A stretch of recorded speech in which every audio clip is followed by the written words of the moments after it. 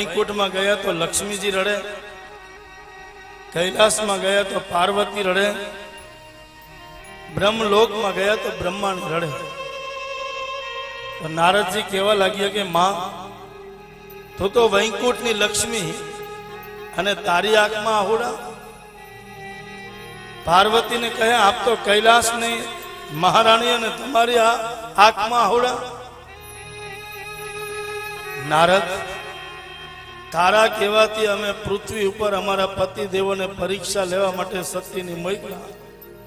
ગયા તે ગયા, હજી સુધી અહીંયાથી પાછા આવ્યા નથી. માં, જ્યાં સુધી તમે નહીં જાઓ ને ત્યાં સુધી પાછા આવવાના નથી. નારદજી મનોમન કહે કે એ તો બાળક બની અને એ તો ઝૂલી રહ્યા છે. માં, હવે જ્યાં સુધી તમે એને લેવા નહીં જાઓ ત્યાં સુધી વૈકુંઠમાં નહીં આવે. તો ત્રણે ત્રણ દેવીઓ ભગવાનની પાછળ જે પડે એને લક્ષ્મીજીને ગોતવા જવું પડે નહીં.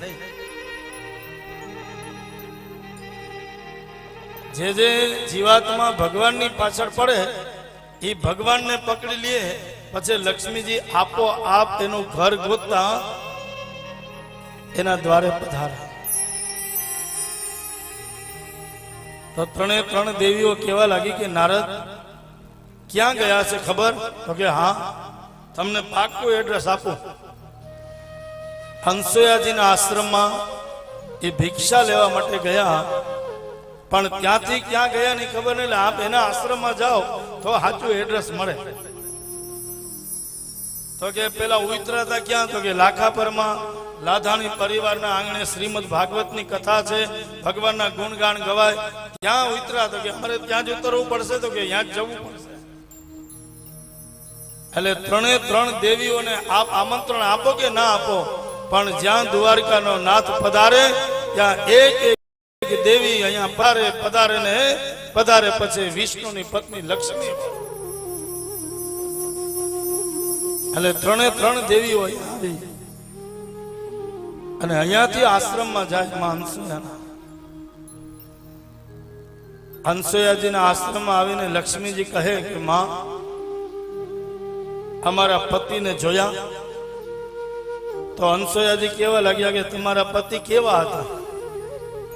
એટલે લક્ષ્મીજી કહે ચાર હાથ, ચારે હાથમાં સુંદર મજાનો શંખ ચક્ર ગદા અને પદ્મ ધારણ કર્યા, પીળું પીતાંબર જરકસી જાંબા, સોનાનો મુગટ, એક હાથમાં ચક્ર છે, શાંતાકારમ ભુજગશયનમ પદ્મનાભમ સુરેશમ વિશ્વાધારમ ગગન સદૃશમ મેઘ વર્ણમ શુભાંગમ લક્ષ્મીકાંતમ કમલનયનમ યોગી વિદ્યાનુગમ્યમ વંદે વિષ્ણુ ભવભયહરમ સર્વ લોક એકનાથમ. જગતનો નાથ, વૈકુંઠનો નાથ આ વિષ્ણુ એ મારા પતિ છે. એને જોયા? તો કે ચાર હાથ હોય, શંખ ચક્ર ગદા અને પદ્મ ધારણ કર્યા હોય અને પીળું પીતાંબર પહેર્યું હોય, એવું અહીંયા કોઈ આવ્યું નથી. અને હંસોયાજી સાચું બોલે, એવું કોઈ અહીંયા આવ્યું નથી, એવું કોઈ નથી આવ્યું. તો કે ના.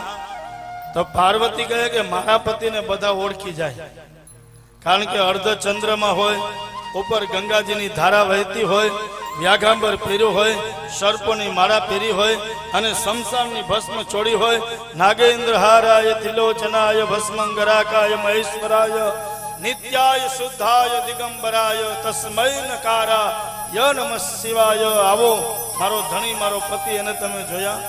તો કે ના, એને મેં જોયા નથી, આવું કોઈ મારા આશ્રમમાં આવ્યું નથી.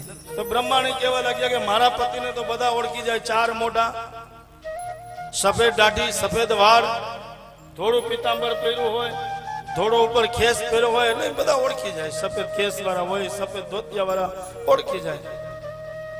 બ્રહ્માણીને કહે કે આવા મારા પતિને તો કે એવું કોઈ આવ્યું નથી. તો કે આવું કોઈ નથી આવ્યું. તો કે ના માં, તમારે આંગણે આવીને કોઈ ભિક્ષા નથી માગી? તો કે ભિક્ષા માગવા માટે આવ્યા હતા, પણ ત્રણ મહાત્મા હતા.